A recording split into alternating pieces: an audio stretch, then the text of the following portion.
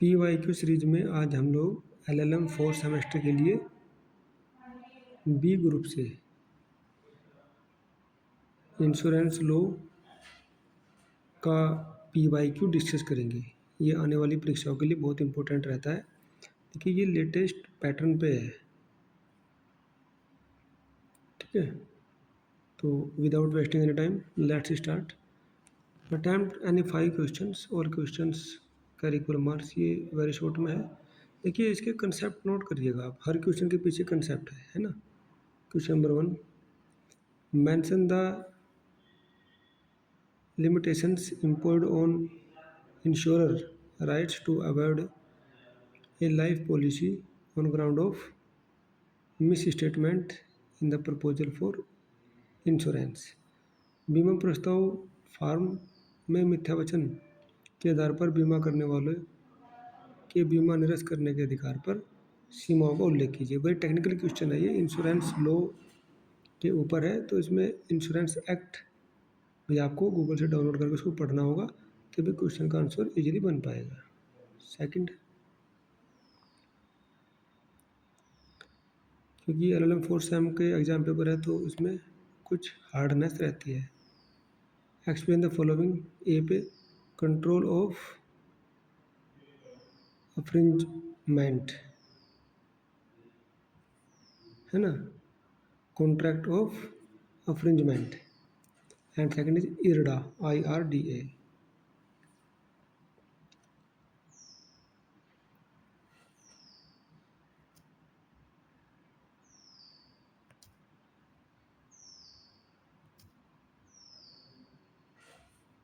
Next 3, every contract of insurance requires insurable interest to support it, otherwise it is invalid, explain it critically।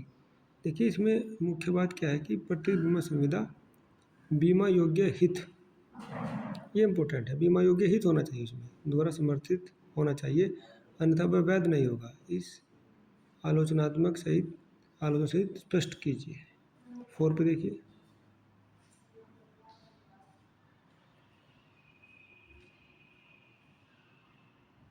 Bharat में बीमा विधि के उद्भव एवं सांविधिक परिप्रेक्ष्य में बीमा विनियमन की आलोचनात्मक व्याख्या कीजिए।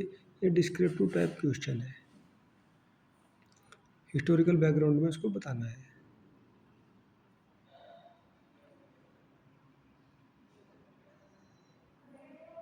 आई थिंक ये वाला पेपर भी उन्होंने पुराने पैटर्न पे दिया हुआ है। देखो 10 क्वेश्चन दिए हुए हैं इसमें भी, ठीक है। तो ये लॉन्ग वाले क्वेश्चन है, ये शॉर्ट नहीं। तो 10 में से 5, हालांकि अब ऐसे नहीं आ रहे हैं, ठीक है। अब तो वेरी शॉर्ट और लॉन्ग, मतलब जो LLB का पैटर्न था उस भी आ रहे हैं अभी, ये पुराने वाला है। चलो कंसेप्ट तो मिल ही जाएंगे इसमें after all.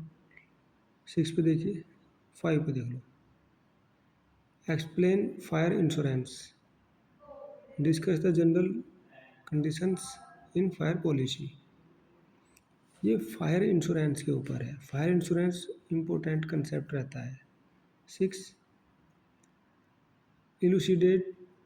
इलूसिडेट of doctrine of proximate cause with special reference to contract of marine insurance. देखिए ये प्रोक्सीमेट कॉज के ऊपर है, और वो भी कौन सी इंश्योरेंस में, मरीन यानी कि समुद्र वाले में।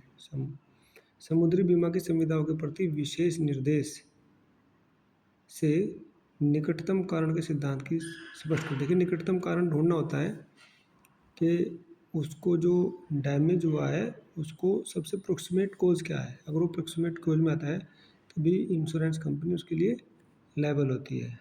अगर वो प्रोक्सीमेट कॉज में नहीं आ रहा है बल्कि दूरस्थ कारण है, उसका दूर का कोई अलग से रीज़न है, तो वो उसमें नहीं आएगा। 7 पे देखिएगा, बीमा तथा पुनः बीमा में प्रत्याशन के सिद्धांत की व्याख्या कीजिए।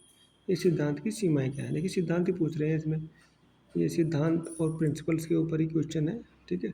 Discuss the doctrine of subrogation in insurance and reinsurance, what are the limitation on doctrine. 8. Explain the following. Health insurance, insurance of weaker section, ये नया कंसेप्ट है, कमज़ोर वर्ग का बीमा, ठीक है। इसको देख लेना, इसका क्वेश्चन पढ़ना, ये रिपीट हो सकता है क्वेश्चन। 9th पे देखो, मोटर वाहन अधिनियम के अंतर्गत तृतीय पक्षकार बीमा की प्रकृति तथा क्षेत्र को बताइए। ये जो थर्ड पार्टी इंश्योरेंस है ना, ये बड़ा इंपॉर्टेंट होता है, ये आएगा क्वेश्चन, इसकी काफ़ी संभावना बनती है। State the nature and scope of third party insurance under motor vehicle act, motor vehicle act 1988, ठीक है। एक्सप्लेन। चलिए, मोटर व्हीकल एक्ट को आप गूगल से डाउनलोड कर लीजिएगा, इंडिया कोड वेबसाइट से, और उसमें भी आ जाएगा ये। इसके अलावा अगर उसको डिस्क्रिप्टिव फॉर्म में देखना है तो उसको डिस्क्रिप्टिव फॉर्म में भी थर्ड एआई की मदद से इसको थर्ड पार्टी इंश्योरेंस वाले क्वेश्चन को पूरा एलेबोरेट करके हम लोग देख सकते हैं। 10th पे देखिए, प्रीमियम शब्द से आपको क्या तात्पर्य है।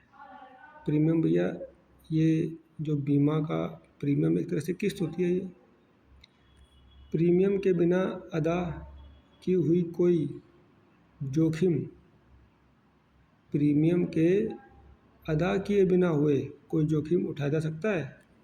स्पष्ट कीजिए, इंग्लिश में लिख लो। दोनों पढ़ने चाहिए, क्योंकि उससे ना क्वेश्चन को क्लियर हो जाता है कि एग्जामिनर क्या पूछना चाह रहा है।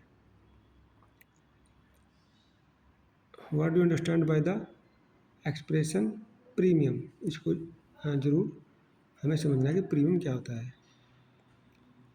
Whether any risk can be assured without payment of premium, कैसे भैया, प्रीमियम तो देना ही होगा जब इंश्योरेंस कराते हैं।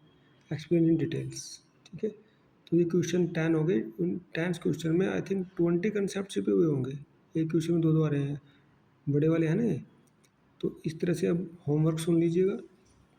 पिछले 3-4 क्वेश्चन पेपर आप डाउनलोड करेंगे वेबसाइट से, MSU की और CCS यूनिवर्सिटी से, तो आपके पास लगभग 60 से 70 कंसेप्ट आ जाएगा, उसमें से क्वेश्चन ईजिली मिल जाएंगे।